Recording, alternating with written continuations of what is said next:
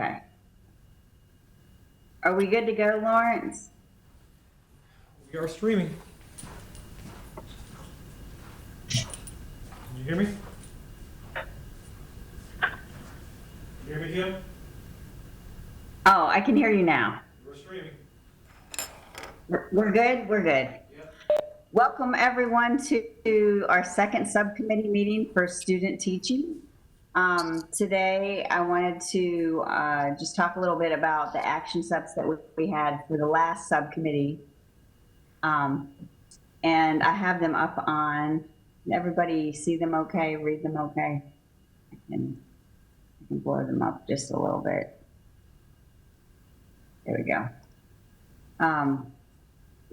As we left the last our first subcommittee meeting, we talked about getting more K-12 perspective, and we wanted that from superintendents or HR folks, field experience directors, although I think that was EPP, is that correct, Ann? That's more EPP. And then also from our regional teachers and also our teacher of the year.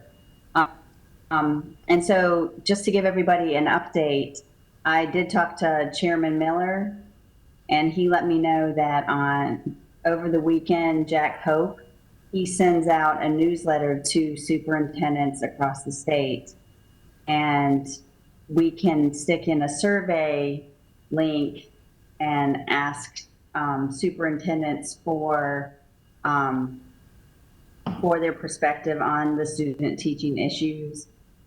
Today I wanted us to talk about, after I go through these action steps, I wanted us to talk about what exactly we would want to ask them in a very succinct and brief manner in the survey, and then I would be able to send that out to Dr. Miller so he can get that into the newsletter as soon as possible. And then to get it for number 2, with our HR folks, and this also included a couple of superintendents. Yesterday, we did have the teacher recruitment and retention task force meeting, and I sent you yesterday afternoon those notes, and so we can also refer to those notes today, and I can easily pull those up. And number 3, luckily, Maureen Stover, she agreed to attend this meeting, and she is online, as well as one of the regional teachers. Carol, I'm sorry, Carol, I forgot your last name. Forrest is also available to chat with us today, and I'm going to give them the floor after I finish reviewing this list. And then number 4, Ann and I talked yesterday about the field experience directors, EdFeds. I hope I'm getting that name correct. And Ann, we wanted to talk to the subcommittee today about what exactly we want to get information-wise or data-wise from EdFeds, so that Ann can go ahead and take the lead on that. And then for number 5, we talked about messaging, the EdTPA and PPAT. And Dr. Bullock, she went ahead and took the lead on that and helped us with some wording that is now on or will be on the DPI webpage, and then that can be sent out to EPPs across the state. Andrew is able to do that through his gov delivery messaging. And then with number 6, we have not reached out to the reps yet. We wanted to talk to the regional teachers first and get other perspectives prior to talking to anyone with the regional education facilitators in their department. And then 7 and 8 is just going into that we just want to, Dr. Dempsey wanted to make sure that we keep this long-term perspective in sight, and also we covered the next subcommittee meeting, which is something that we also needed to talk about. If I'm sure that we would probably want to meet again, but we can see how this meeting goes. But right now, I wanted to give the floor to the regional teacher, Carol Forrest, and also Maureen Stover, so they can share out their perspective as blue teachers in the state. Thank you for being here, both of you. Thank you so much, Dr. Evans. We're really excited to be here. So I am joined today by my teammate. Carol Forrest, and Carol is a kindergarten through second grade adaptive curriculum teacher in Franklin County. So I think it's really important that she's here today because she can really give us the perspective of a teacher who works with our exceptional child population. So I'm really excited that she was able to be here today. I also have some perspectives from one of our regional teachers of the year who teaches at a alternative school setting, who was unable to join us today, but she had some really good insight. And then I'll be sharing some of my own thoughts as well. So Carol, would you like to go first? Actually, Maureen, I would really love to hear from you and Dawn first, because I feel like I am jumping into some new acronyms right now.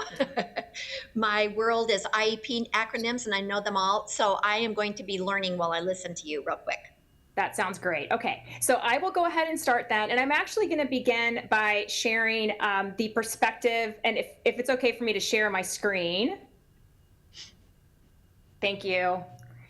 So I'm going to be sharing the perspective of Dawn Gilchrist, who is our 2020 Burroughs Welcome Fund Western Region Teacher of the Year. She teaches 9th through 12th grade English at a alternative school in Jackson County. And I'm going to read what she sent me to make sure I capture her thoughts exactly as she meant them, but I have some highlights there for you on the screen as well. So I want you to know that any obstacles I have in working with interns has to do with the population I teach and not with concerns over testing. My school is the very last placement for any student teacher. So if I am asked, it is a last-ditch attempt at placement for a troubled student teacher. I don't even have anyone requesting to do observations. People steer clear of alternative schools, though I think we could provide some of the best preparation for teaching in the real world.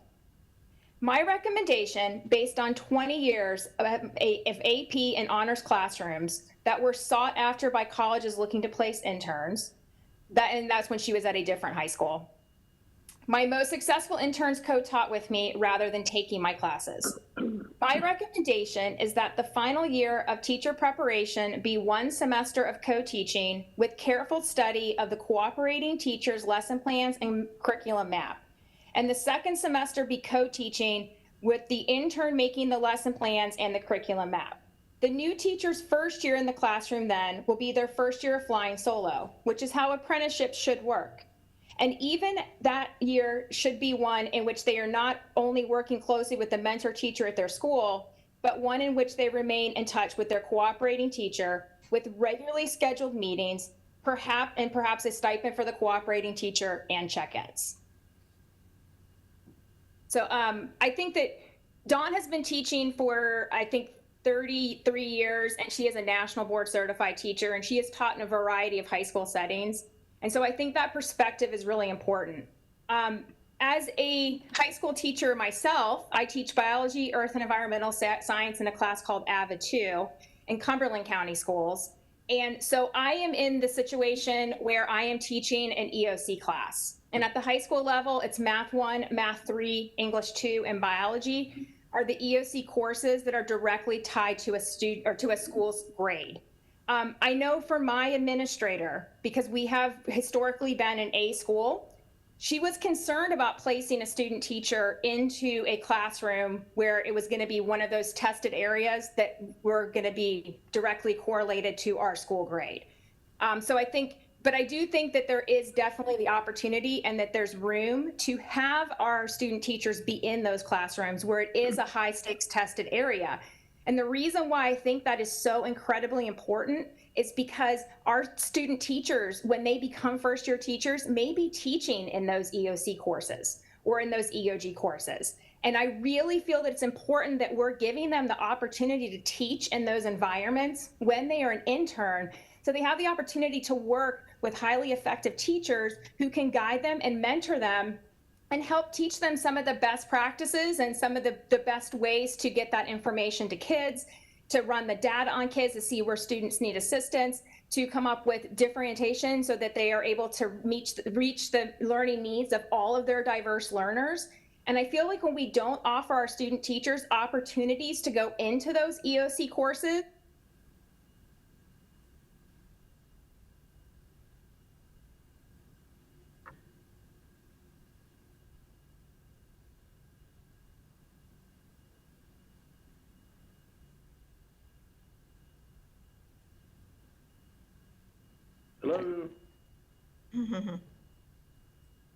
So as a teacher, I've had the opportunity to be the cooperating teacher for students at 2 different universities. So Fayetteville State University and then also at Methodist University, both of which are located in Fayetteville. So I have worked very closely with the students. Fayetteville State University has a phenomenal education college, and they do a really great job of working with cooperating teachers. So they give us a lot of information about expectations. They let us know about scheduling. They give us, I had an entire workbook that explained what my role was as a cooperating teacher, what my responsibilities were to my student intern, how I was going to get information with the different professors, who I needed to contact if there was an issue or a problem. And they would frequently email me and call me to check on the student teacher and see how they were doing. With my experience at Methodist State University, the first time I had contact with anyone from the university except for the intern teacher was when I initiated the contact and reached out to them about a month into my intern teacher's student teaching experience. And for me, that was concerning because I felt like they weren't acting as a partner in helping to support that intern teacher. And I think that that's critically important. We have classroom teachers who want to help develop the next generation of highly effective and highly qualified teachers. We are willing to do that because we see the teaching profession is such an important profession for making sure that our kids coming out of our pre-K-12 public schools have really solid foundations and can be college and career ready. But in order for us to do that effectively, we need to have clear communication with the educational preparation programs. And so I think one thing that would be really phenomenal is if we could have some type of oversight at the state level that would provide some guidance and framework of the expectations that a cooperating teacher would have when working with a student intern from any of the colleges of education that we have in North Carolina, so that there would be a standard of what the expectation is. Now, of course, if you have a teacher who would like to go above and beyond that, that's phenomenal. But at least teachers would know on day one when their student intern walks into their classroom what their expectation is as a cooperating teacher, but also what the expectation is for their student intern and how they contact their college partners if they have any concerns or need to discuss something. So I think that would be a very important step that we could take. The other thing that I think would really alleviate a lot of the tension and anxiety for having student teachers in the EOG and EOC courses would be if we could freeze the teacher's EVOS for that year. So for instance, we just froze the EVOS because of the COVID-19 crisis. Would it be possible for us to do that on a case-by-case basis for teachers that have a student teacher in their classroom? That would give the teacher the opportunity to let that student teacher take the reins in some of those really important classes, like the 3rd grade through 8th grade reading and math courses, the 8th and 5th grade science, biology, math 1, math 3, and English 2. If we are not giving our student teachers the opportunity to teach in those courses, we're taking away opportunity from them to be the best teacher that they can be. So if we're able to freeze the teacher's EVOS, and I don't even know if that's an option, but if we could somehow freeze the cooperating teacher's EVOS for the time period or for the year that they have that student teacher in their classroom, and their EVOS score for their teacher effectiveness rating would be carried over from the year prior, and their school score for their school grading would be just carried over from the year prior for however that teacher performed. And I think that that would be a really great way to incentivize more of your really highly effective blue teachers to be welcoming and accommodating to have those student interns coming into their classroom and to be able to work with them to help develop them to be as good of a teacher as they can possibly be on day one. I also agree with Don that we really need to have our cooperating teachers continuing to work with and communicate with our beginning teachers as they transition from the intern into the beginning teacher. So my student teacher that I had last spring did not get to finish her student teaching experience. When we left our schools in March, she was then withdrawn from her student teaching experience. And so she missed out on all of the experiences from mid-March through the end of May. I have remained in contact with her. She is still teaching in Cumberland County. So I've remained in contact with her. I check on her weekly. I've been sending her different ideas of how to do some different things with remote instruction. I've asked her if she needs me to look over lesson plans, if she needs me to help with anything. But even if we weren't in a remote setting, I would still be doing that for her. And the reason why is because I don't feel like my job as a cooperating teacher ends when she walks out of my classroom and graduates and becomes a licensed teacher. That's just the beginning of my process with her. In order to continue growing the best teachers in North Carolina, we need to have a dedicated cadre of teachers who are willing to continue working with those beginning teachers so that we can support them and we can help them so that we're able to give them a very strong foundation coming out of their beginning teacher experience so they are excited to continue in the education career field. So that's all I had, and I will now pass the floor over to Carol.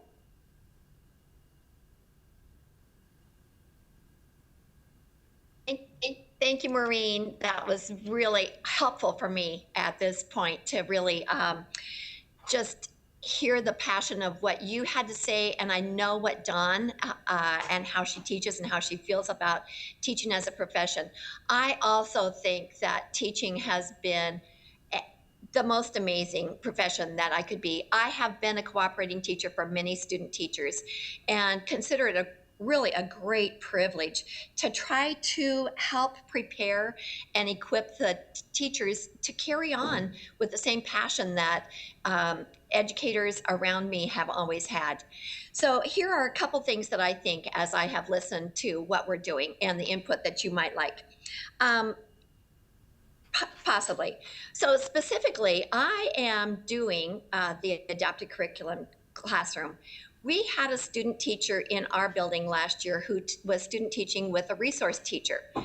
She was not my student teacher, but our resource teacher happened to have Wednesdays that she did IEP meetings. She is our team leader. She had a lot of paperwork that she did. And so every Wednesday, I was able to have that student teacher in my classroom having a different look at special education. I think that I probably provided her such a valuable experience that she decided that rather than doing resource, she would like to do adaptive curriculum. And believe me, for kindergarten, first, second grade children, that is pretty challenging because we deal with a lot of young behaviors and things, development that is not quite complete. And so I think, honestly, to think out of the box a little bit, especially as we're thinking about special ed student teachers and the great need in our state and across our country, really, for qualified special education teachers. I think if we can think out of the box and do a little partnering, I think that that would be very beneficial for our student teachers. I also just want to say something about the field experiences. I think those field experiences all throughout their whole undergraduate studies is really invaluable. I think that the more teachers we can put our new teachers coming in into contact with, the more they're going to learn. I have several personal friends who are excellent teachers, but they decided to teach as classroom instructional assistants because they felt like, I can do this. And I think I can do it better. And so while we learn from really great teachers, we also learn from every teacher that is around us. And so I think those field experiences, I am not suggesting that we put them into classrooms that are not great classrooms, that are running well and using best practices and understand the development of children. But I think that the more exposure they can get to organization, to data collection, to how we read our standards and implement our curriculum, I think the better that our student teachers will be. I also want to say something about those beginning teachers. I know what the beginning teachers in our building are doing, and we have a really wonderful teacher working with them, mentoring them.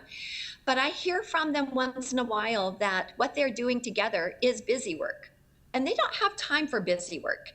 And so I think we need to be very strategic about what we do with that first year teacher and that second year teacher, that we really not just mentor as a group, but almost personally mentor, like Maureen talked about her student teacher, where we really make contact with them and we are finding out what their needs are, where they are struggling, and how we can put our heads together, because together we are smarter, that's for sure.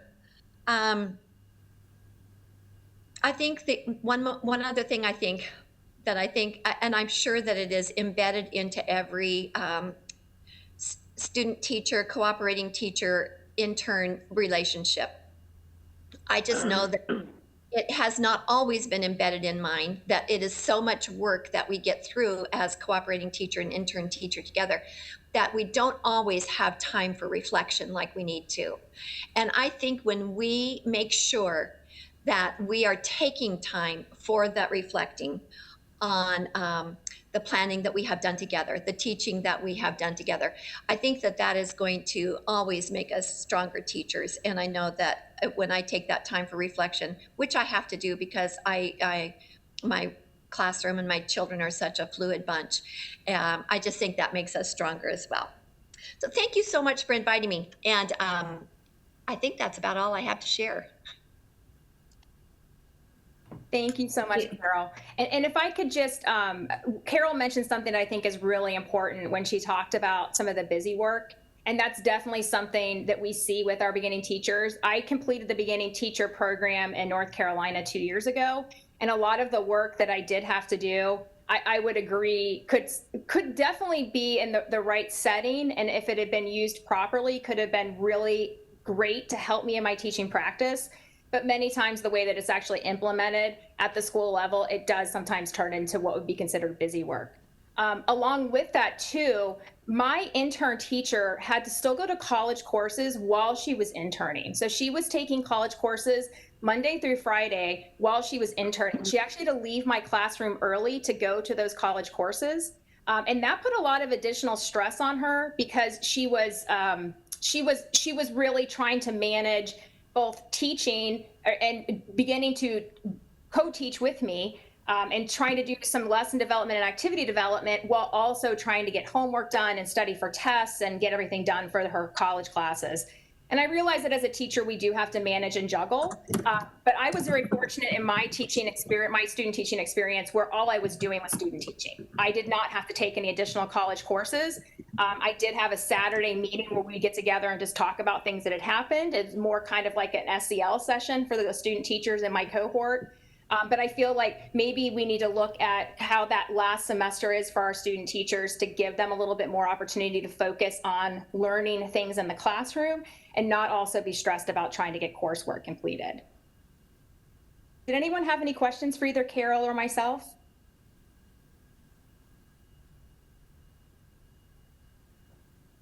All right, well, thank you so much for allowing us to join you today. We're really excited we had an opportunity to share our perspectives with you. Hi, Maureen. This is Kim. I just wanted to ask,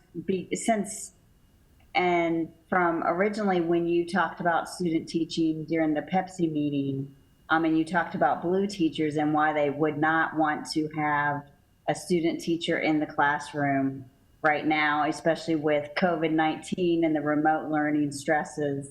I just wondered, for blue teachers that do want to have student teachers in the classroom, why do you think what benefits do they get from that? Especially right now with the remote learning, trying to think of something subcommittee wise that we can help the field with the issues of student teaching placement and what's going on right now with COVID-19.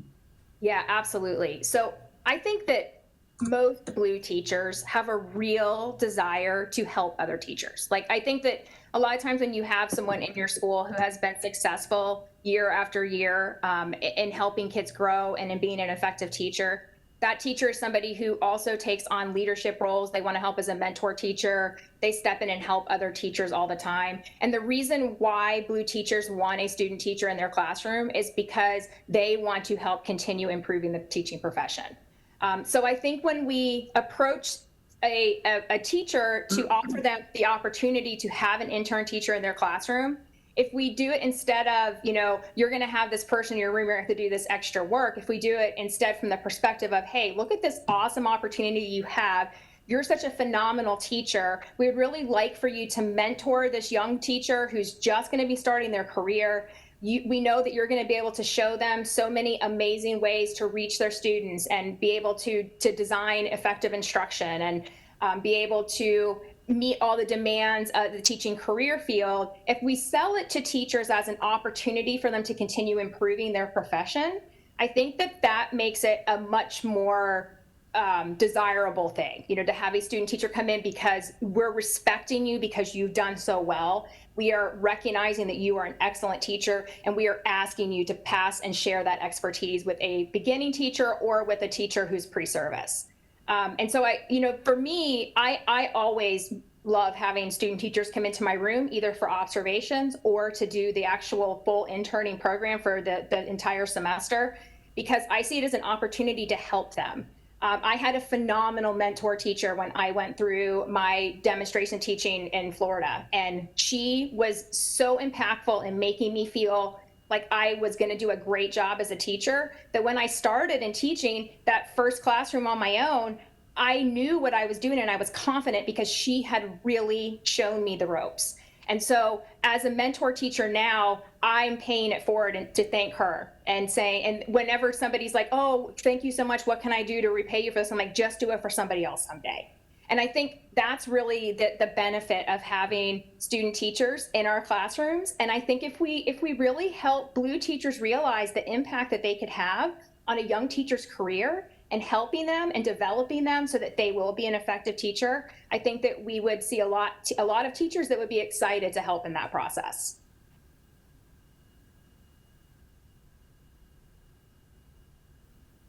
Anyone else have a question? Thank you so much, Maureen. Absolutely. We were so happy to be here today. If I could just say one more thing, really, Sure. I would just tag on to what Maureen said, is that as that cooperating teacher and having that intern in your class as well, I think one of the greatest things that we have the opportunity to do is to really help our new teachers understand that each one of our students has their own story. And there is no better way to build in the passion for making sure that we meet each student's need where they are than to tell their story and help them understand their story.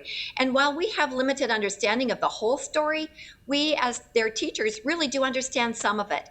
And I think that's really important for us. If we're going to provide equity, we really have to know where those kids are coming from and a little bit about how to meet their greatest needs.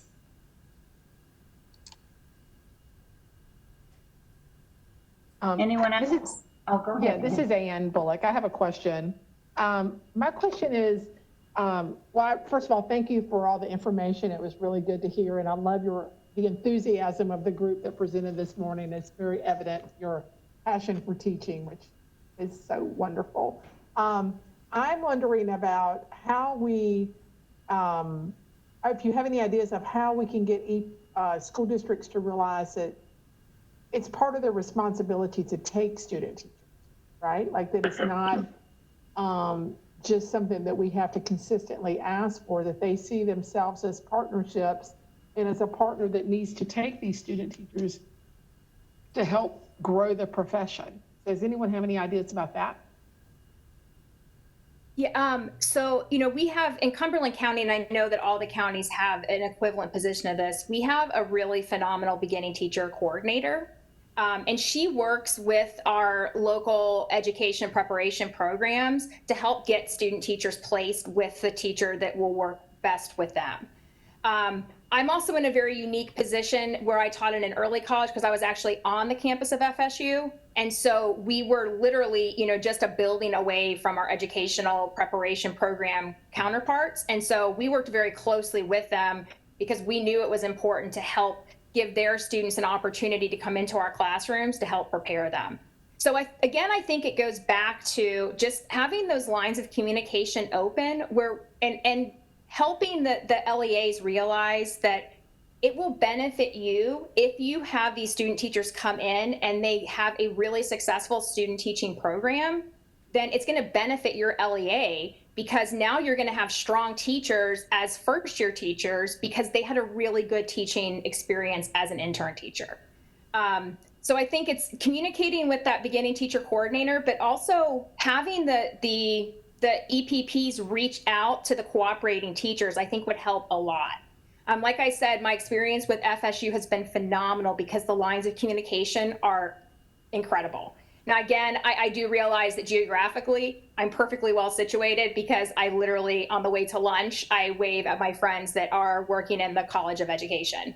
So, I know that I was in a very unique position there, but I do feel like that is part of the reason why our school did have a successful experience with student teachers from FSU, because we had a really great line of communication with the education college. So, and I really think it all goes back to if we keep talking about the narrative of how important it is for teachers who are currently in the teaching profession to continue working with younger teachers to help them develop their teaching practice, because we all have the same common goal of having our kids be really successful when they graduate from our K-12 programs. So if we keep having that discussion and we keep showing examples of where that has been successful, and we are partnering with LEAs and the EPPs, I really think we have the opportunity here to make we already have a very robust program in our state. I went through the beginning teacher program here, and it is very good. And I was very impressed with the beginning teacher program. I've been very impressed as a mentor teacher working with BTs, and also very impressed with the intern program working with pre-service teachers. But I think that, there's always room for improvement. And the more we continue those lines of communication and continue trying to help everyone realize the importance of having these very strong intern programs and very strong beginning teaching programs, the better our teaching profession is going to be, and the more robust our state's education program will be.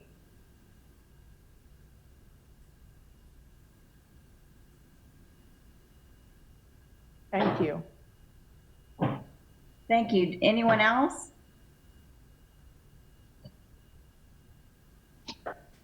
Well, thank you, Maureen and Carol. You're welcome to stay for the rest of the meeting and chime in whenever you feel your perspective is needed. And I really appreciate you being part of the meeting today.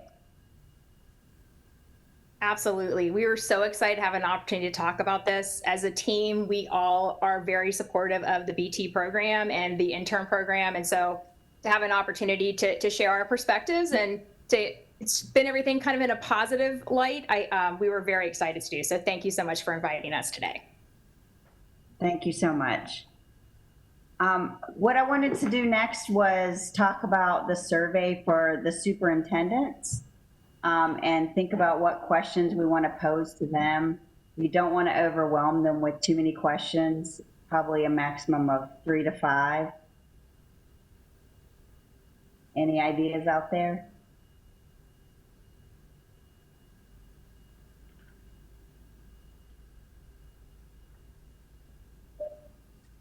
So this is Tom. I'm sorry I'm late. What is the survey to superintendents?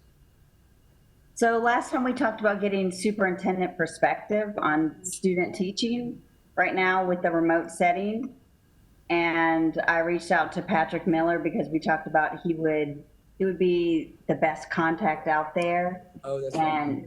And he talked about, he talked with me yesterday about Jack Hoke, and he has a newsletter that he sends out every weekend, and that the survey could be embedded in the newsletter and could let us know what perspectives the superintendents across the state have from that newsletter, sending out the survey link. All right. I just, I think we might get good response from that from the smaller districts. I'm concerned about the larger districts.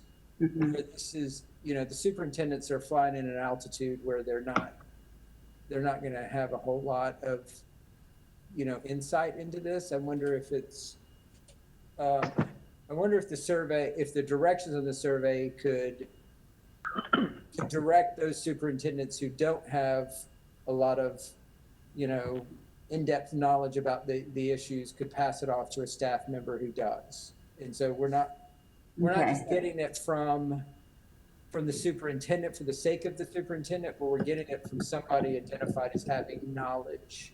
I mean, it's going through the superintendent, but it could ultimately go to somebody who has more direct knowledge about what the landscape is. And what You mean like an area superintendent, Tom? Someone like that? I mean, I wouldn't define it for the superintendent. I would Okay. say, as the lead of your LEA, we're asking you to complete this survey. Please feel free to delegate your responses to someone who has more in-depth knowledge about the student teaching process in your district. So, I think it's the right thing to do to go through them, but I think also making it clear that,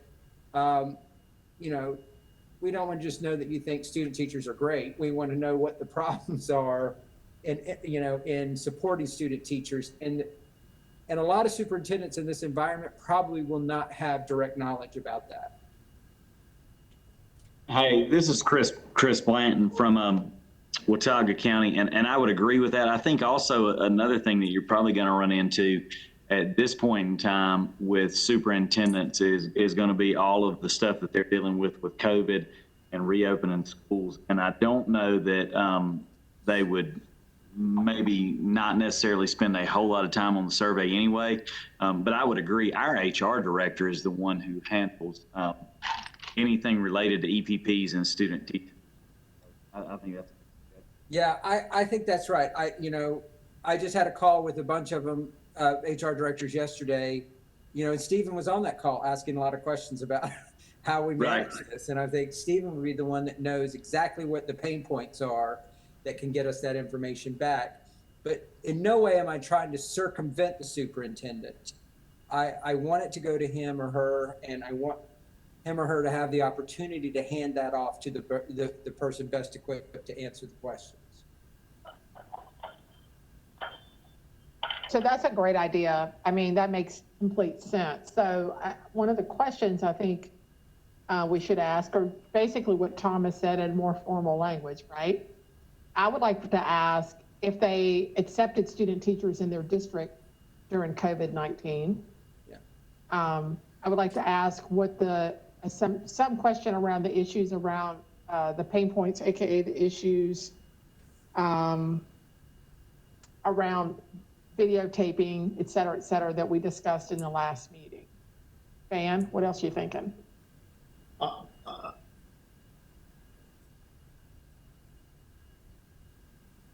Well, I mean, to Kimberly's point earlier about 3 questions, what are the advantages of saying yes? What are the problems with saying yes? And how do you turn a no into a yes? I mean, that's basically what we want to know.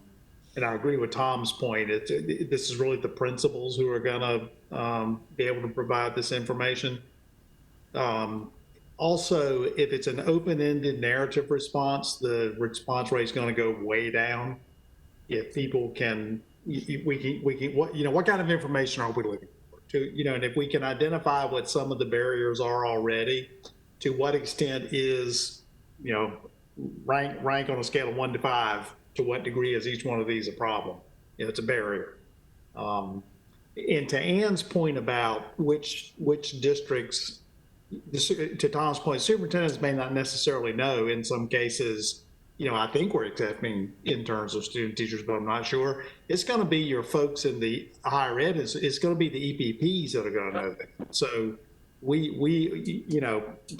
please identify the districts with which you normally partner for placements. Which ones have currently said yes to placements? I mean, something like that. This is going to have to be quick and something somebody can do in 10 minutes.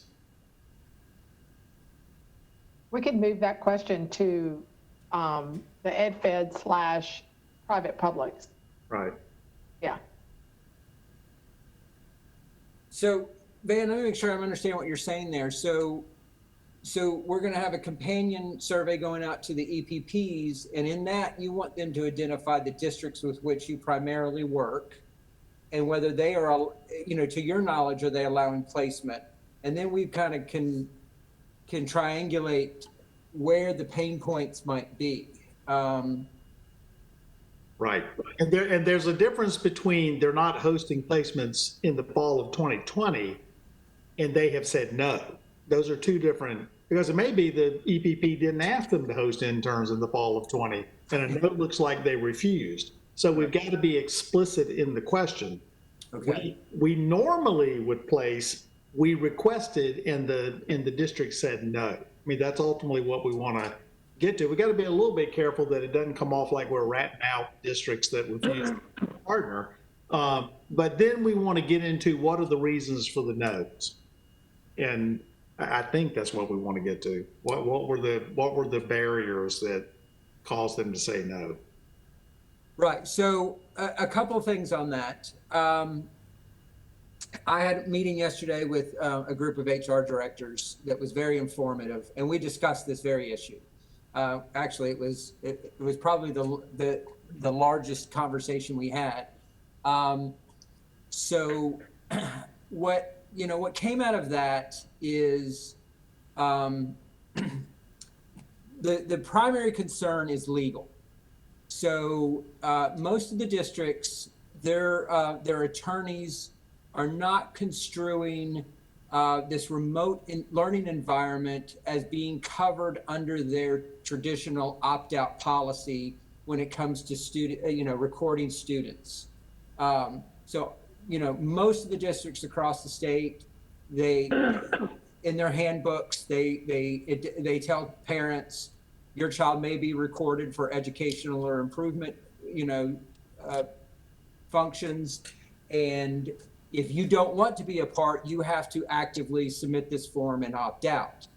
So the attorneys are seeing this as something that is not currently covered under their opt-out policy. So that is requiring a revision of their practices, and that's slow work for a lot of the districts.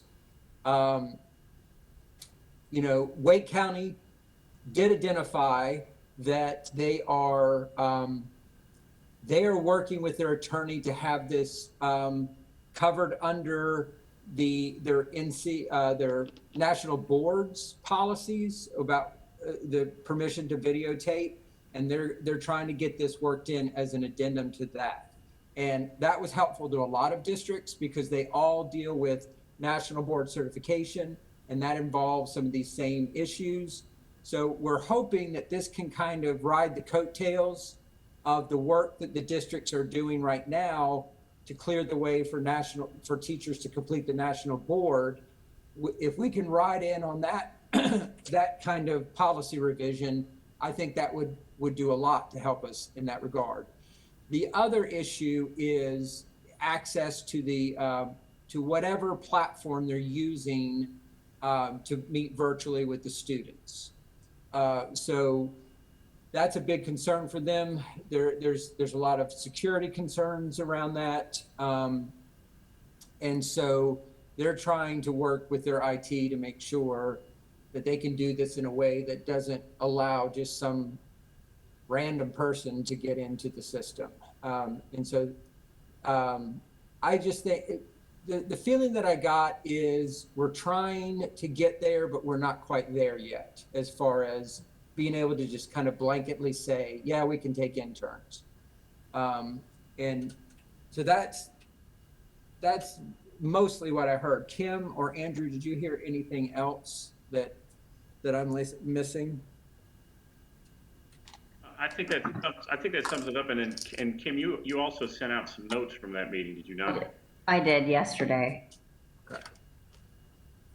So the other non-legal concern is the overall feeling that teachers are just overwhelmed, and they cannot. I mean, they're at the breaking point, and administrators are really reluctant to ask them to do anything else.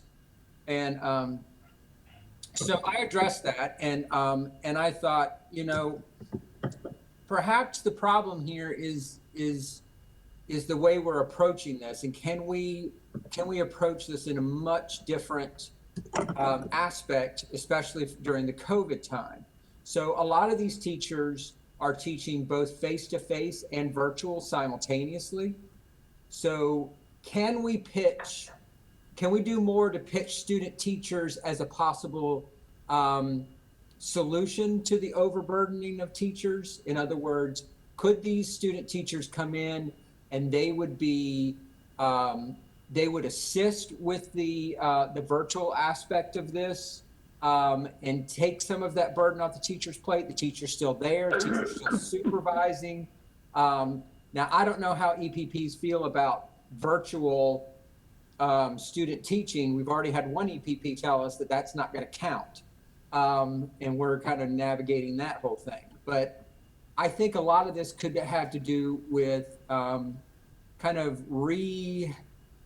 it's a marketing thing where we're trying to offer student teachers who can provide actual assistance. I'm not saying this right, because student teachers do provide assistance to their teachers. I'm trying to focus on the marketing side of this. Can we get districts to think of this in a different way than this is another burden I'm placing on a teacher, and somehow move the perception of this to, hey, you've got lots of native technology, young people coming in to help you. Tom, I appreciate what you're saying, but if we're going that far down on the options list, we got a lot bigger problems than we think, because EPPs and districts have been, I've never been in an EPP where that conversation didn't play out all the time. Okay. I'm not saying we can't try it. I'm just saying that's a fairly standard transactional discussion that happens between higher ed and between EPPs and districts. And I do agree one of the biggest challenges right now is the enthusiasm level is running pretty low for tons of reasons. I might add also, we're, as a matter of fact, I have a meeting after this one with our lab schools. Depending on what plan the district is in, teachers are actually teaching 3 different models. And so our lab school is going to do an AABB, which means they're teaching the kids in front of them. They're teaching the kids who are at home on that particular day. Plus they got the kids who never come to school. So they're virtual all the time. And so our teachers are really struggling with, I've really got to run 3 different classrooms at the same time. To the extent that experienced enough, whether it's an intern or somebody else, can be in the classroom or be in the virtual classroom, that is help. It is an additional professional, presence. But that also creates an additional responsibility, because now, along with I'm responsible for my students, I'm also responsible for this person. So you're taking some time away to get some time back, if that makes any sense. I mean, I say to people, in the Watson College, could a graduate assistant help with that? And the person's response typically is, yeah, but keep in mind, a graduate assistant's an additional responsibility. They don't just walk in ready to fly.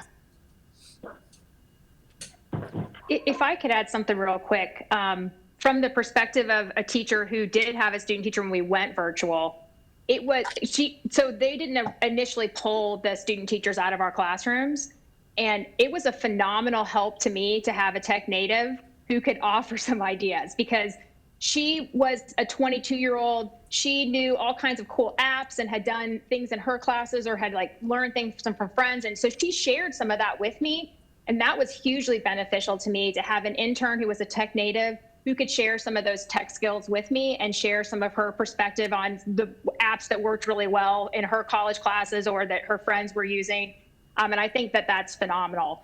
I also think, again, going back to opportunities that our student teachers will actually experience when they're ILTs, they're probably at some point going to have to teach virtual.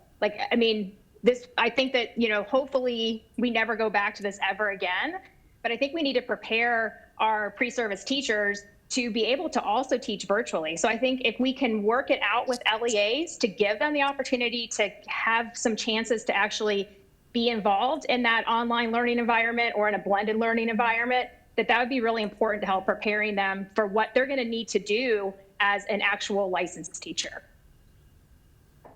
Yeah, that's a great point. And I'm not trying to overgeneralize that, all 20-year-olds, 22-year-olds, are tech gurus. Certainly my 17-year-old son is not. So I understand that this will be there are situations where the environment itself is going to prove a challenge to the student teacher, and could possibly require even more effort on the part of this teacher that's stretched 9 ways to Sunday already. So this is Ann. So maybe because you've had a meeting with HR folks and have kind of what the pain points are, my question would be, do we need this survey, right? Because if we've identified the pain points of being what we knew they were, placement, teachers being overwhelmed, and the legal language around video recording, then maybe we don't even need to do a superintendent survey. Do we possibly need something around what is working in the state versus what pain points we have and what's not working? Well, Kimberly, to that point, the document that the Deans and Program Chairs survey, it has the 16, I assume, institutions that responded. Is that 16 in any way representative of the state? Is that all publics? Is it? I'm sorry, which document are you talking about, Van? The title is Deans and Program Chairs Survey. So that is from NCICU. So that's the private. Okay, so this might be parallel data to what we might get from the EdFeds. And the reason I'm looking at that is there's 16 that responded, 12 of them placed 100% of their interns.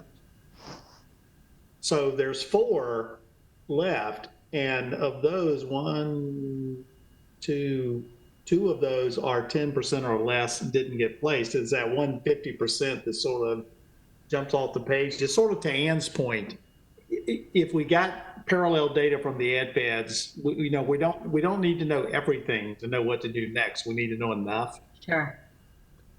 That, to really zero in either on, okay, what worked for the ones who were successful, or zero in on the ones who really struggled, what was the problem. Now that particular EPP says it was legal issues.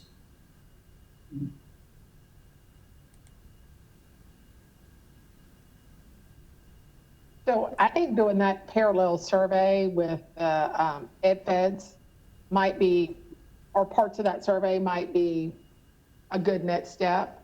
And again, maybe you're writing up, these are the pain points that we found from HR, because if the superintendents are going to send the survey to HR folks or to their beginning teacher coordinator, you're probably going to find out the same information. Maybe a different person answers it, but I don't know if it's worth their time when they're dealing with all the things that they're dealing with, and we're not going to come to any more, we're not going to get any more information than we have that.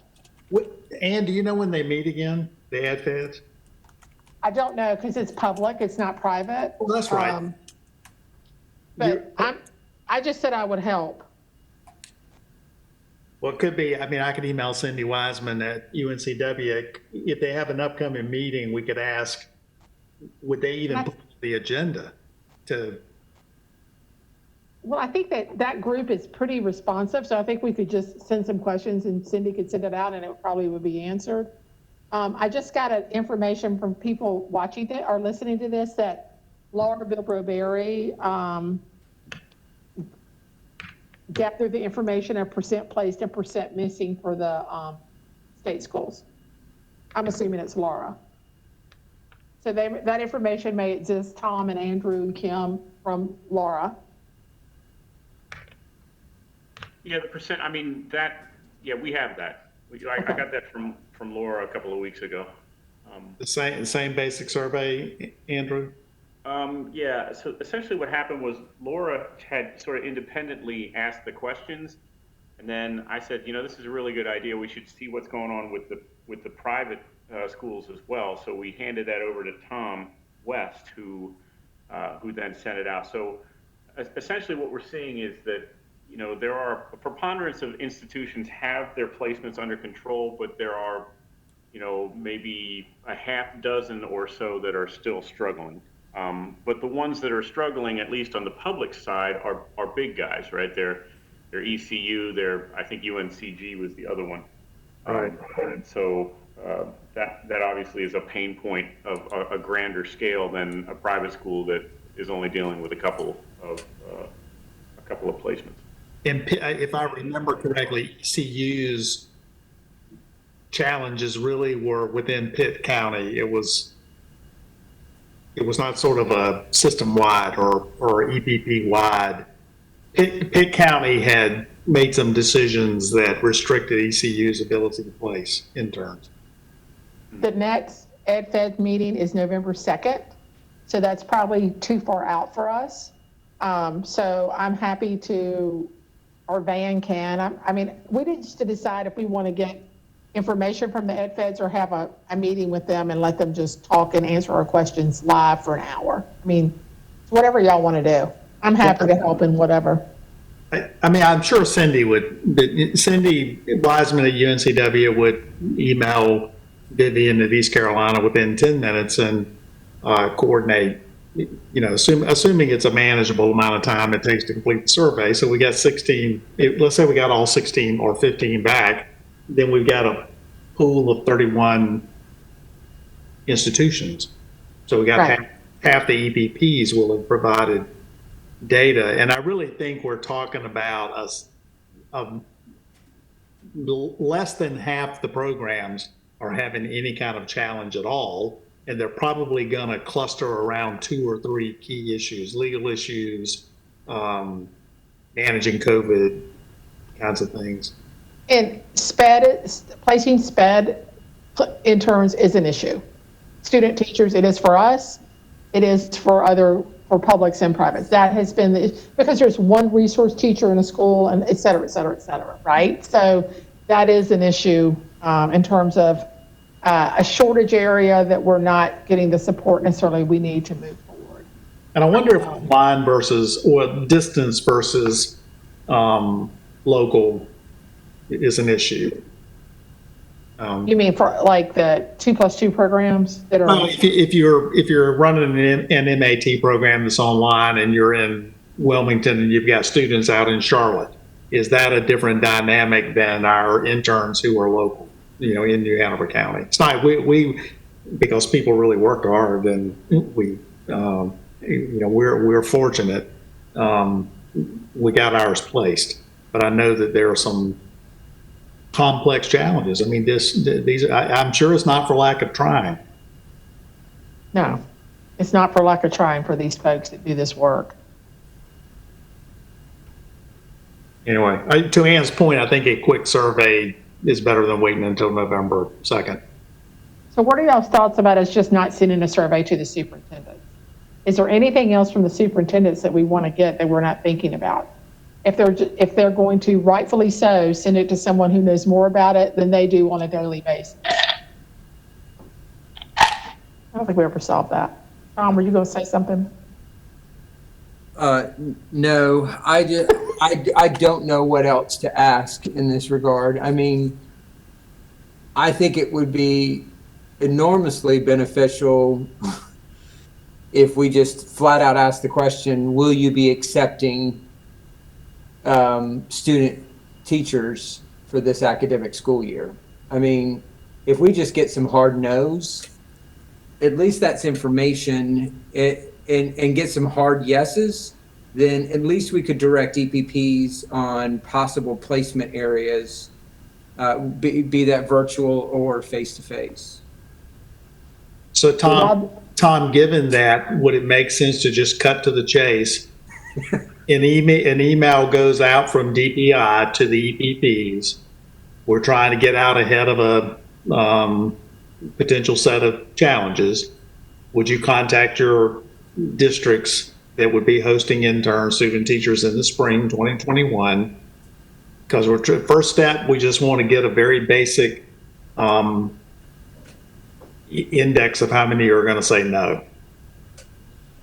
Yeah, I think that's smart. I mean, we could have yes, no, perhaps, and then just and then that drops down to what are some of the obstacles that you're facing, legal, risk of exposure. I remembered another thing that came up. So it was Watauga. So they had indicated that, ASU right now has got the highest infection rate in the county. These young folks who have gone back to school and subsequently, kind of COVID has exploded among that population. Their real concern is bringing these people potentially into a physical setting.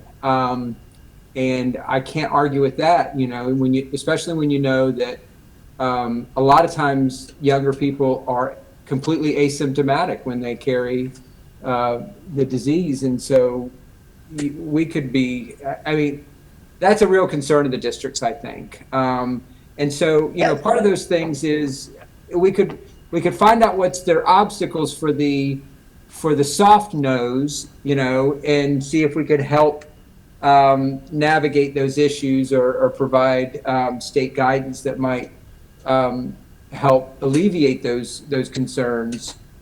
But then in the end, it doesn't sound like a majority of we're problem placing the majority of student teachers, but it sounds like a significant number could be left without a placement if we don't try to do some matching between EPPs and districts that are willing to take them on.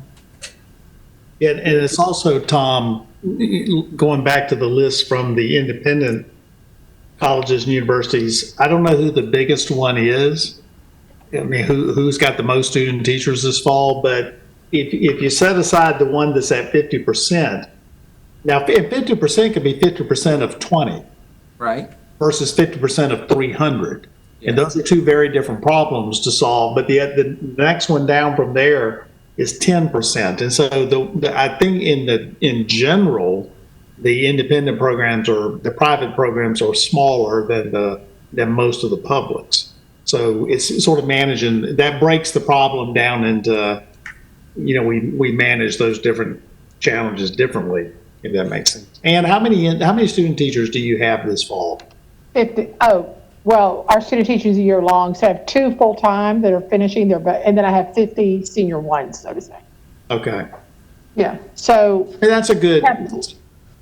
Yeah, that's a good number. And we still have 3 unplaced, and they're all sped. So less than 10% right now. Yeah, but the time is ticking. Right. So here's another idea. Could we pop in a MOU question on the superintendent thing and ask him if they would be interested in having a statewide MOU? Does that seem random? That might be a way to kind of work that up some. You mean a statewide MOU for student teaching? Uh-huh. It makes me a little nervous. Does it? Yeah. In the future? Not for this year. Does it slant the survey to go like, whoop, or do we just want like the 2 questions, like, are you accepting them? Yes, no. Because they could still have the issues even if they're accepting them, right? Like they could still be worried about community spread, or health, legal, et cetera. Yeah. Yeah, New Hanover County is accepting our interns, or they are right now, but we cannot have faculty go out and supervise. So right. it was conditioned. That would be another issue, right? supervisors in the schools? I don't know how relevant this is to the conversation, but just to add to something that Tom was saying a while ago, in Watauga County, we're accepting folks from ASU, but you're also dealing with a situation where not all teachers are comfortable, even though the schools are accepting them. It's honestly, it's up to individual teachers, and those who may have been comfortable pre-COVID. A lot of them are saying now, I'm concerned about students coming back to school, and I definitely don't want a student teacher. And so that's another issue that you're probably running into at this particular moment in time. Yeah, I agree. That's an important consideration. Like, if the I think there's a difference between the EPP, the LEA saying, yeah, we'll take student teachers, without regard to the general feeling of the cooperating teachers about whether that's the best idea or not, is going to create real problems for the student teacher. The idea is this is not a compliance exercise. This is an actual, this should be a transformational period in the student teacher's, pathway. And I don't want to, it would be very disappointing if we got a bunch of student teachers in placements where the cooperating teacher was just kind of diametrically opposed to having that student teacher. Not that I think, understanding that all our teachers are kind and generous and gracious, but we're under some extreme circumstances here. And I'll go back to my comments that I made last time. I feel like this is a PR issue. Yeah. And what PR movement are we making to send out? We can gather the issues, and I think that's good. But in the end, again, just like what you said, Tom, in the end, it is up to the teacher if they take these student teachers or not. So we have a PR issue about pipeline. And well, I think that's what goes back to our the guests on this conversation we're making was to try and to try and make the case to the it sounds to me like there's a plea to blue teachers, right, and how they can contribute to the broader continuation of excellent teaching. As well as maybe making a case to the HR folks with some solutions associated with some of the identified problems. So those are two areas that I think could be addressed fairly quickly. And I think telling EPPs that they individually have to do that is not a smart time motive, right? Like, it needs to come from maybe this commission, from whomever, that this is going to impact the teacher pipeline, because it will.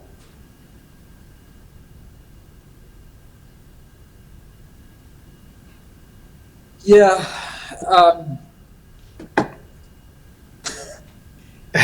The long-term impact, how do we get the long-term impact to resonate more strongly than the short-term situation? That's the trick right there. Because the reality here is Wake will not suffer from this. Charlotte-Mecklenburg will not suffer from this, because if they've got deficiencies, there are plenty of teachers in surrounding counties who are waiting and have been waiting for a long time to get their shots. And so they'll be fine. It's the smaller districts that are going to suffer the most heavily from this. And I don't get... Maybe it's just my ineffectiveness in this regard to get that urgency at the forefront of these folks' minds, that we know it's a challenge right now, but this challenge is not as great as the challenge that you will have in the fall when you've got vacancies and you've got nobody to fill. So who at DPI or wherever we go in the state can help us with this PR problem that we have. Yeah, well, before I answer that question, I want to bring up one more issue. The other issue we're grappling with is the potential, and I think the belief of a lot of people that somehow the General Assembly will step in and provide some kind of waiver to all this. So that's the other thing is, so what if in the long session, the General Assembly comes in and says, you know what, we know there's too many problems with student teaching. You know, we're going to go ahead and allow anybody who hasn't completed their student teaching to be initially licensed. That's the other perception we're fighting against here. Now, I don't have any knowledge that the General Assembly is going to do this. I have no idea. But I think given what's happened in these COVID response bills, that is a very easy way for us to overlook the potential issue that we're headed for. I mean, Tom, not to be too cute by half, but we've already done that. It's called clinical residency. They finish with their bachelor's degree, assuming they have been academically successful in exiting the university. They simply begin the profession with a different status than they otherwise would have. I'm not saying I support that. I think that would be a monumental mistake. But for the individual, transactionally, they're going to become a clinical resident, not an initial license. Also keep in mind, back in the EPPs with the districts, all this then cascades into issues around EdTPA. Yeah. You know, we got a whole, you know, there's another set of waves that are coming behind that one. I mean, to Ann's point a second ago, I think we need to be careful not to load too much on the PR issue. The pipeline question has been out there for a long time, and the rallying cry, you know, I think we should do whatever strategies we have. I'm just not sure that one's going to get us very far.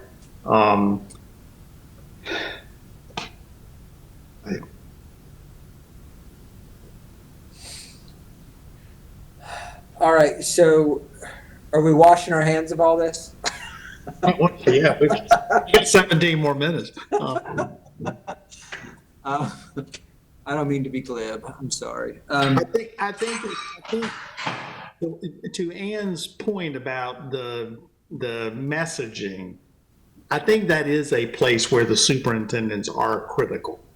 That if outside of even for Wake in Charlotte, Mecklenburg is going to be an issue, but if the superintendents actually if you look at Southeastern North Carolina, I think they would, to a large measure, think if I can host an intern that's ultimately going to take a job in my district, I'm going to see what I can do to take them.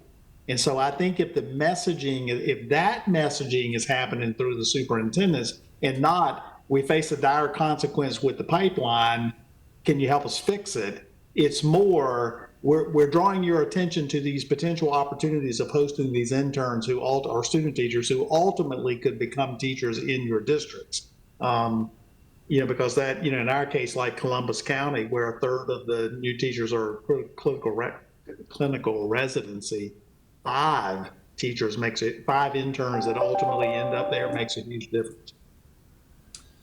Yeah, go ahead. That's good. I like that. Yeah, I don't disagree with that. I mean, I think making superintendents aware that there is, we have some deficits in placement of student teachers at this point of the year. And we just, you know, we want to make you aware of this opportunity. Please let us know if your district's willing to, you know, to take on student teachers so that we can successfully match candidates with LEAs, and then have that yes, no, perhaps, and what are the issues? Is there any, you know, what is it, if anything, we could do to help mitigate that? Yeah, and Tom, well, for everybody, but Tom, I'm assuming you're the one that will go ask the General Assembly. Is it possible that any of this could be framed as a CARES Act action, because I think I think it is important if we take the issue of the teacher, what are we going to do to get teachers to take interns? It is, under the best of circumstances, an additional responsibility. And so if we did that at the university, they'd automatically get a supplemental contract. Take on additional responsibilities is a given, you're going to get paid for it. I'm not saying teachers will do it for the money, but as a professional recognition of their expertise, there should be just like we do with any other profession, there should be a compensatory transaction that happens. We do that with every other profession. So if this was framed as the interns are taking on an additional kind of responsibility in a COVID space, and the host teacher is doing that, I mean, could we to guarantee a stipend, which should be there anyway, but institutions don't have the ability to pay that in all cases. So I have to just go on record as disclosing to you that when it comes to getting money, I am the most ineffective person. Nobody wants to give me any money. We already have the money. We just need to know, can we spend it? They don't want to distribute it to my direction. We're still trying to get Kim paid. Yeah, Kim's doing this gratis. Wow. I mean, I can ask, man. I'm not, I will go to bat for that, no matter how many times I strike out. Yeah, I know. And the reason, Tom, the reason for suggesting that is I know with what we do at DC Virgo, and it's 210 students and a staff of 30. I mean, I understand it's a minuscule microcosm, but we're quite sophisticated in how we identify, is this an expenditure that has happened because of COVID that we can cover under CARES funding requests? And and that may be something that we do need to engage the superintendents on, but there is the CARES money out there. My understanding is the state has not spent it all. I would just say that I would want it for all EPPs and not just state EPPs. Oh yeah, it would. I'm not saying you're not saying that. I'm just making that point. Well, I'm really thinking the stipend for the teachers. Yeah. But also for EPPs. That everyone that had a student teacher or intern or whatever the word is. And I'm not saying that it's only the incentive solves the problem. I'm just saying it's a recognition of the professional commitment that goes above and beyond enthusiasm and commitment to the integrity of the profession. So Maureen put in the chat here, could a stipend be worked into the advanced teaching roles program and funded by the CARES money?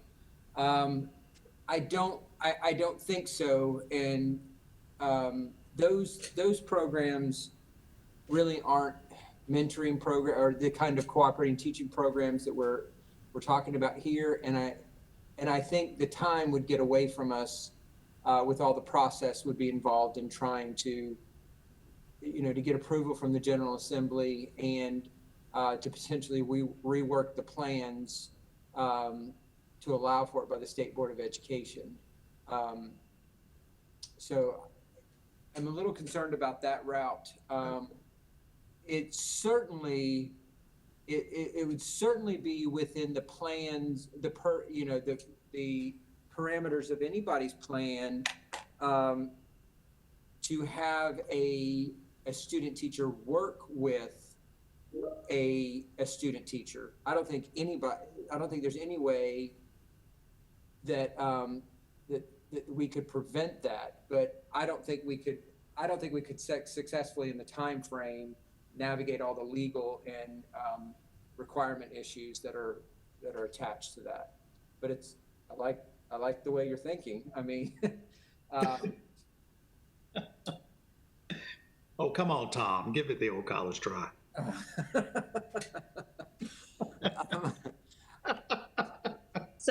So we have 9 minutes left, and I just want to be clear about what survey we want to send out, who we want to receive it. If we want to send a survey, there's been a lot of ideas this afternoon. But this is what I know. We're going to send a superintendent survey that's going to say those things that Tom Berlin said and that Van said, right? But we're going to, the top of that's going to be a little PR-ish, right? We want you to have the opportunity to have student teachers in your district. This has become an issue, and we would like to try to see if you would be willing to host whatever you said, Van. Yeah. You could write it up and send it to him. Well, the question as to who that survey, who sends it, whose signature is on it, if he would be willing to do it. I think if the survey went to the superintendents from the chair of PEPSC, and he was speaking as the chair of PEPSC and as a local superintendent, and he in the cover, he's appealing to those two issues, and then that includes the link for the survey. Yeah, I like that. So that's the top, right? Yes. That's Patrick. Yeah. All right, so we'll draft that for Patrick, yeah? That's good. And then are we going to use the same survey that do we have a survey for the ed feds, or do we need to come up with questions for them? Are we replicating another survey, or did they already fill that out? So, well, let me ask you this. The numbers we got, Andrew, are those only reported as percentages? Yeah, I think that's the way it was mentioned to us. It'd be really helpful. I mean, percentages are good, but it'd be really helpful from the locals and from the independents and the UNC system schools. If we just had a hard number, I could get that. I can get that for you. Look at and say we have 500 unplaced student teachers as of today. I think Tom aggregated it just to keep it a little on the protected side, so I can get him to give me the raw numbers from that. And he can give us the raw total, not disaggregated by institution. Just, I mean, we don't need to worry about the specific institution right now. I think we need to get our arms around how many student teachers are we talking about don't have a placement as today. I don't care if they come from ECU or wherever. I think we also need to get the licensure area. So see if it's clustering. See if we have a placement cluster issue. Program type, Ann? Pardon? Undergrad, grad, DE, main campus. I mean, do you think we need that kind of layering? I mean, we could ask that, we could ask that, like we could ask them to cut it down. I mean, So I thought you meant the licensure subject area. that's what I mean. Now Van is asking for other things. No, I'm saying like, I have 3 placements outstanding in special ed. Right. I know ECU's placements outstanding mainly are in special ed. Is that just a problem that ECU and I have, or is that like what we're seeing that maybe special ed, specialty areas, things like that are becoming an issue? Well, I think that's really important, because then we can take that information and also push it out to program areas within DPI. So if we know, Sherry Thomas would want to know that we've got, 50 special ed teachers who can't find a placement. She's going to get all over that. And then other subject areas may be able to assist us in finding placements within the agency, which would be good, I think. You are, by going that route, we are going back to asking the same people another battery of questions. Yes. Yes. Which is, I'm not opposed to that. I just am sensitive to the amount of times we can go back to the same pool. That's why I asked if we wanted to do it, if we wanted to just, I think it's a 3-question survey. So Like we're taking the pulse in October. We heard you before that some of you have been able to place all your student teachers /interns. we're now taking the pulse again to see if there's anything we need to do to help you at this time. Again, the beginning of it stating we're trying to help people. So could you answer these 3 questions? What EPP are you? How many of you have outstanding? What subject areas are they in? So Andrew, if I'm understanding the data from the independents, there's a whole lot of them that reported 100%. We wouldn't need to ask them anything else. No, it may just be the ones that are targeted as institutions that indicated they were falling short. Yeah, and I think they'd be more inclined to answer the question if they know we're trying to help them solve their problem. So we just need to make sure Laura's aware that from the UNC system, we're trying to get that information. She's already gotten that information, right? The numbers. We just need to. Well, but I don't know that we gathered. I mean, there were only 2 or 3 from Laura's stable, and I think we can just. What I don't think she gathered was the subject areas. So I think maybe it's Laura going back to those 2 or 3 institutions and saying exactly what you just said, and tell us where you're at in the process now, and specifically now, what are the areas that you're struggling in. So help me understand. So she's only got 2 or 3 schools that have a non-zero. That's correct. I believe that is correct, but the issue is that they are the big schools, UNCG and ECU. So the fact that there are only a couple institutions masks the fact of the impact. And that was a while ago, right? So like things have changed. Yeah, a couple weeks ago. So we've had people we have had student teachers placed, unplaced, and placed again since in the last 3 weeks. Okay.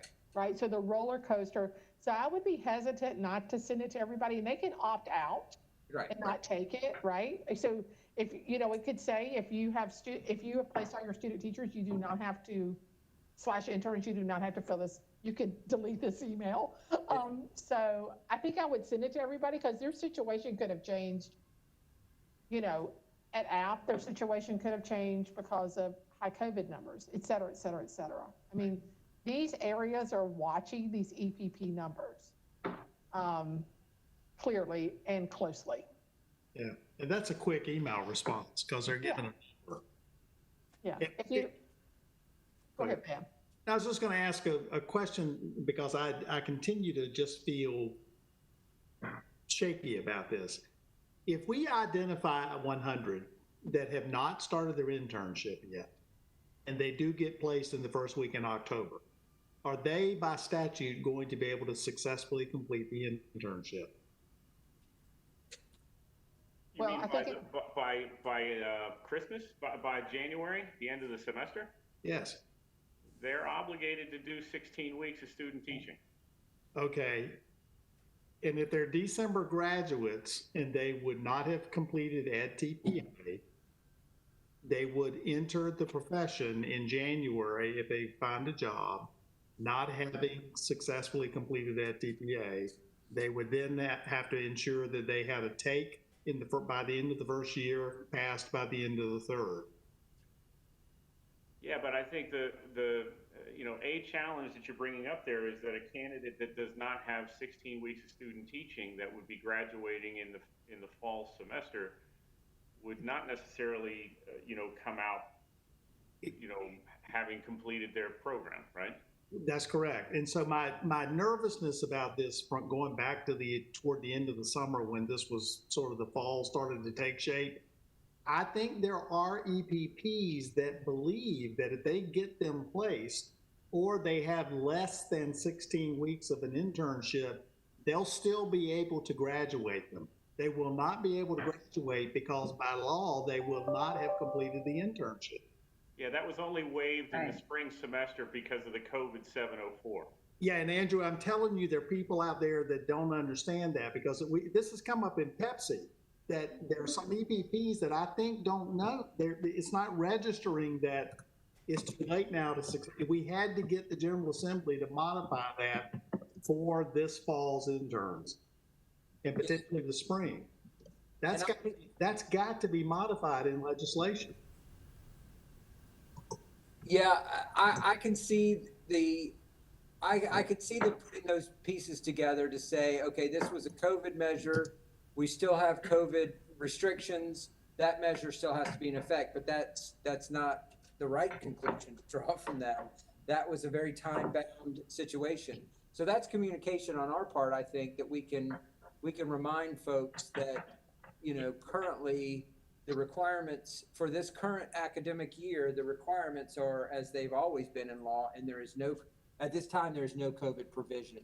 As are the admissions conditions. Those changes that were made in Senate Bill 704 were only made for students in the spring 2020. It did not carry forward beyond that. And I think there's a misperception out there that those things were tied to COVID, not to a limited time frame. I just think I think we got to get. I don't know how you do it now, but that 16-week internship provision has got to be modified. That as practicable, get whoever it is that needs to sign a piece of paper. But yeah, I'm worried that there are EPPs that think they're in a situation they're not in. So a couple of things. I want to just build on that, Van. One, I think in our survey, we need to ask if they have unplaced student teachers / interns that will be completing in December. And I think we need to ask if they have unplaced student teachers that will be completing in the spring. Because when I talk about student teachers, just like most places, it's a 2-semester experience, right? So I think we're going to get muddled data, right? We're going to get muddy data if we don't discern those two things. And then if you get somebody that fills it out and say, I've got somebody unplaced, they were placed in the spring, but I don't have a full-time placement for them, then we really need to help those folks, meaning y'all, the royal we. So that brings that up. Also, they can count time in the spring. So if it all counts up to 16 weeks, if spring was senior 1, so to say, or semester 1, they can count that. But they're in trouble if they need a placement and trying to finish in December. I mean, so breaking that out by semester, I think, will be super important for the field and for us. I'm sorry, I derailed your wrap up, Tom, but I think that issue is hanging out there in the fog. All right. Thank you for that. We will work on that and review the laws. I do want to be respectful of everybody's time. Maureen and Chris, and I don't think I ever got who was. I think it's Dr. Houston. Is that you, Dr. Houston?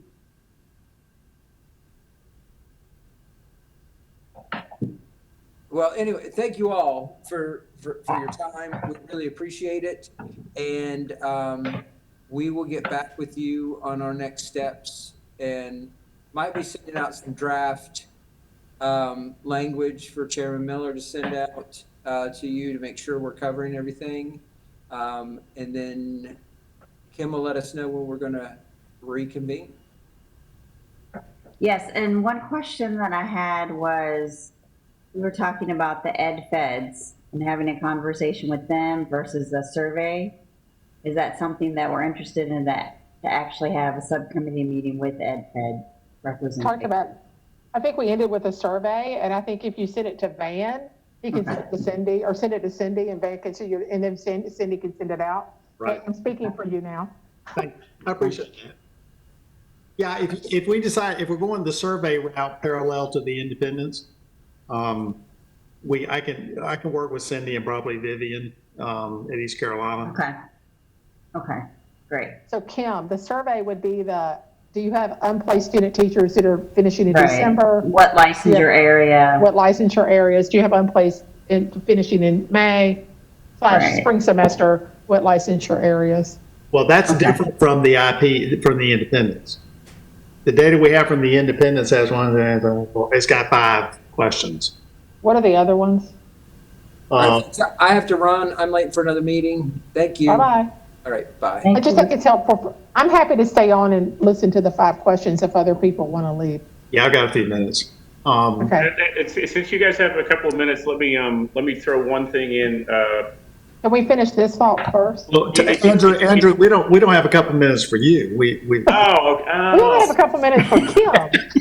So Van's gonna finish. They the feel sorry for me because I'm not getting paid. No, can I include the house. I just want to include this in the question design because I got an email from Dr. Pitchford down at UNCP, and she was saying she's listening to this meeting, and she's saying the collection of the information, she did not include pre-interns, just full-time interns.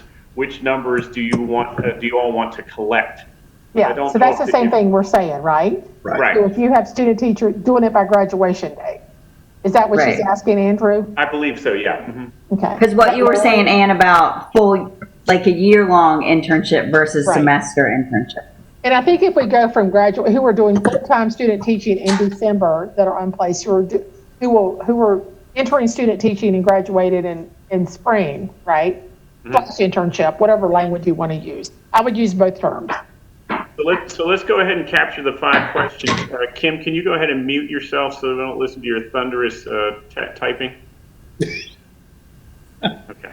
Tim, do not mute yourself. We love your typing. Please. Because we know you're listening. Okay, Van, it's back to you. No.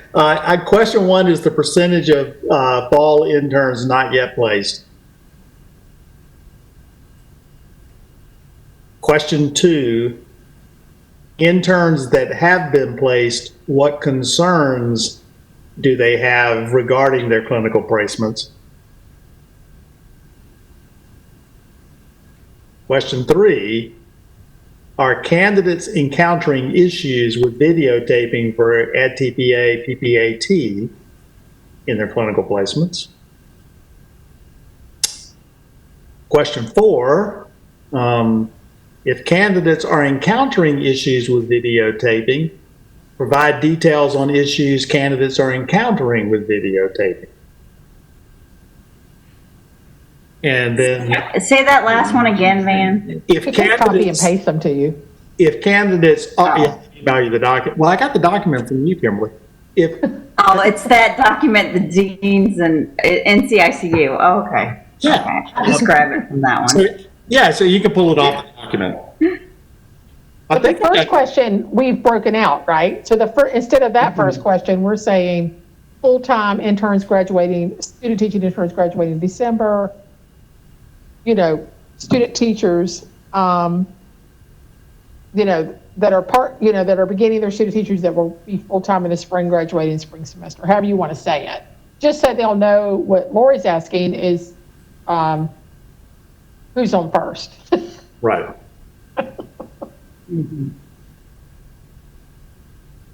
And then earlier in the conversation, we talked about a question related to, given districts where you normally put interns, have your requests been denied? Mm-hmm. And I assume we would want fall and spring. And if so, what districts? Right.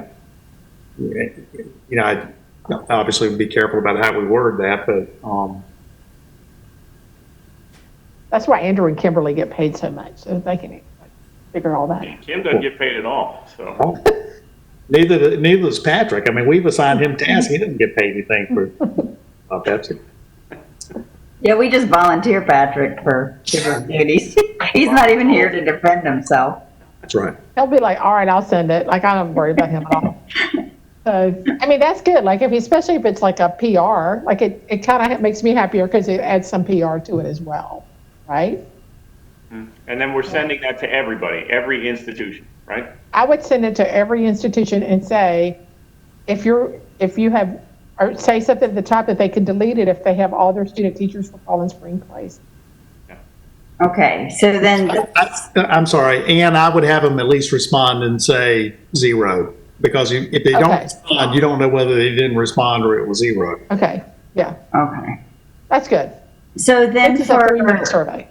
So then for the superintendent survey, we're gonna do a little PR. And then we're gonna ask them, ask if they accepted student teachers in their district, correct?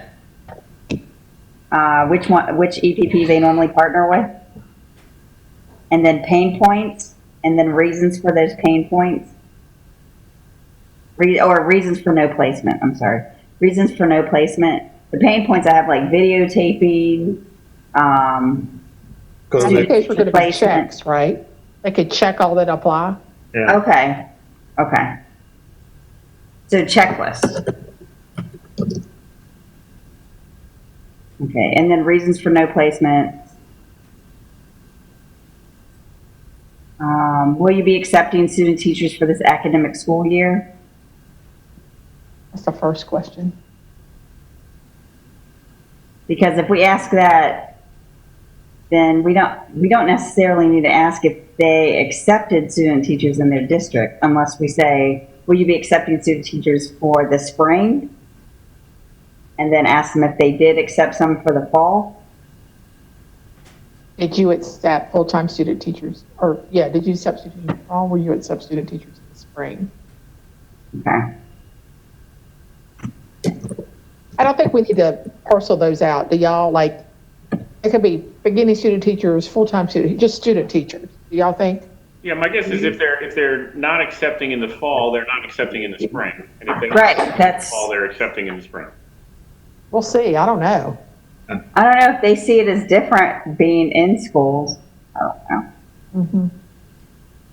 You want me to ask both questions? I think so, because partly while it's early October, it's probably, we're probably going to get a lot of, well, we don't know yet. I mean, a lot of things are going to, we're in a new, there's data that we're in the first stages of a second COVID wave. And, so there probably is going to be something we don't know yet. But if you're, if you did not accept them in the fall, what were the barriers or what were the conditions that caused you to say no? Okay. I like that word, barriers, better. One follow-up, while she's finishing that thought, one follow-up on the EPP survey. Do we want to know the specific subject areas? I feel like that was mentioned earlier. Yeah, we said That was on licensure there. area. You have that down on the survey? Okay. Mm-hmm. Yeah, we have. Do you need some caffeine, Andrew? I'm just curious.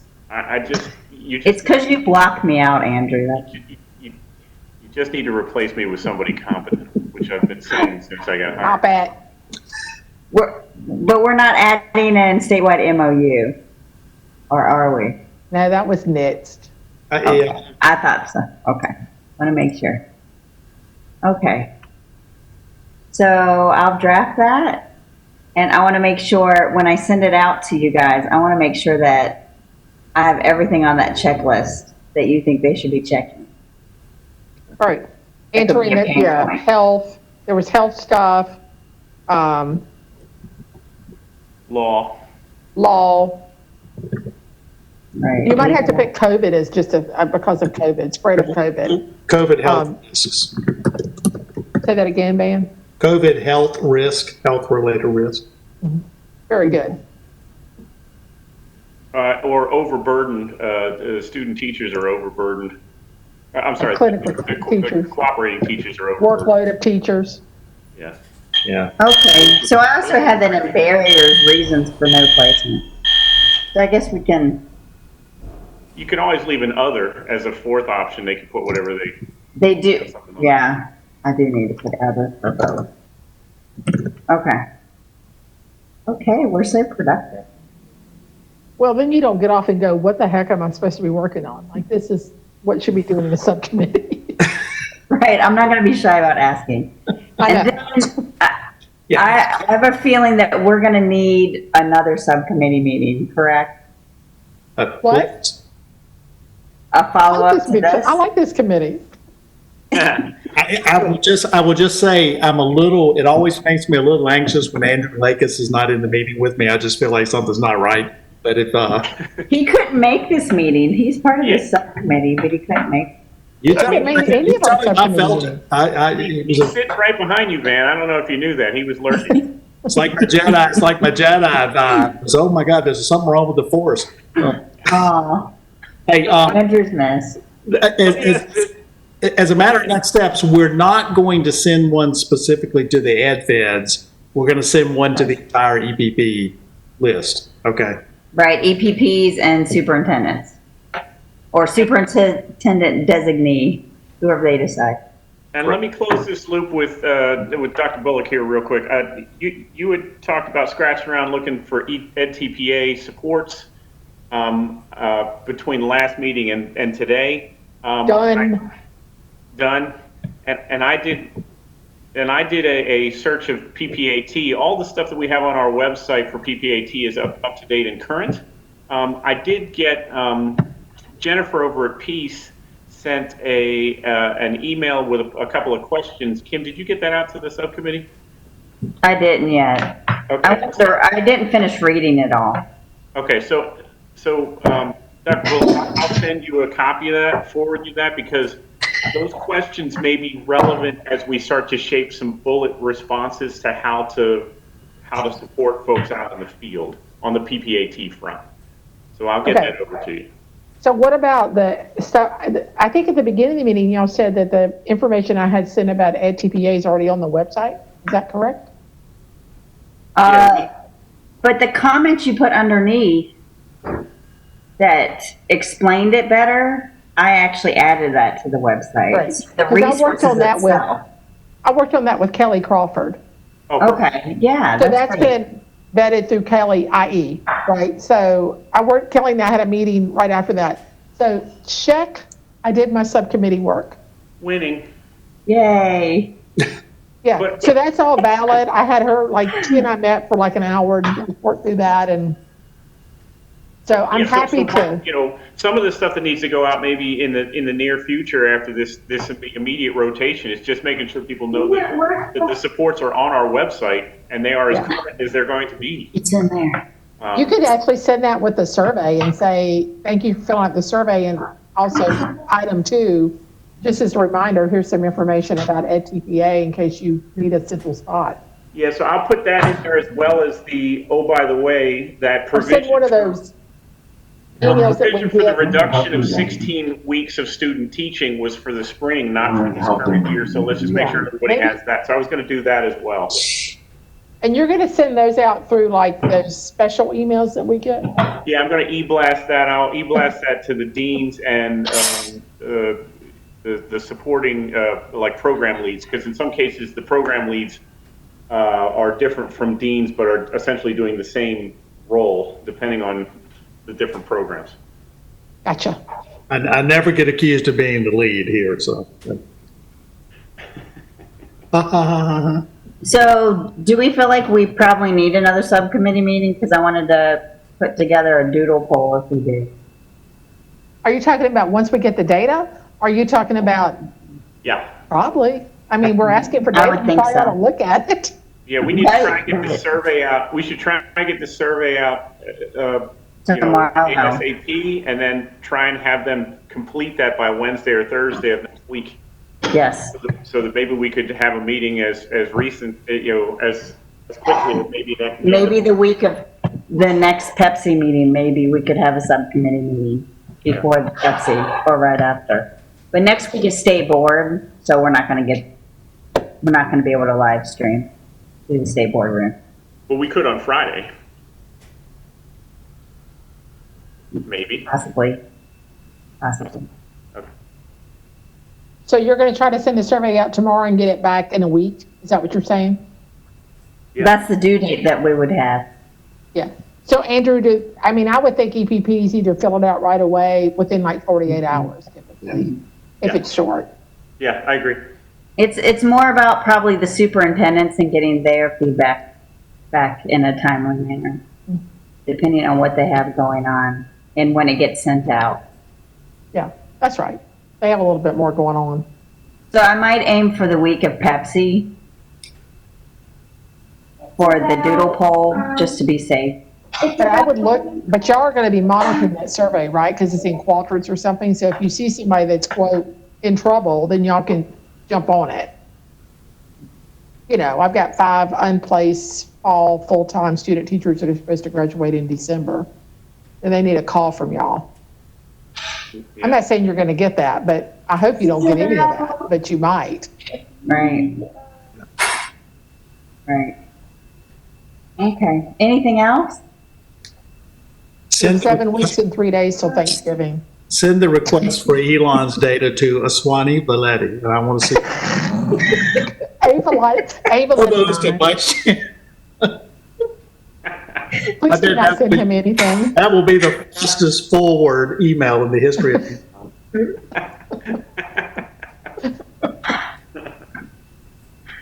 Oh, Good He stuff. needs not one more email in his inbox. I'm going to make an editorial comment here, and I have never been a candidate for state superintendent. I am so glad the two of you work at DPI.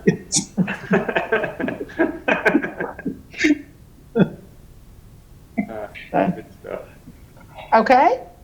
okay. Thank you so much for your time and staying over. Yeah, thanks, Thank guys. We y'all. appreciate it, as always. Thank you. Anytime we can boss you around, I'm happy to do so. I'll speak for myself. We're just happy to And That's why we're here. Patrick's going to be on every subcommittee created for the future of PEPSC. exactly. All right. See y'all later. Thanks. Right. Bye.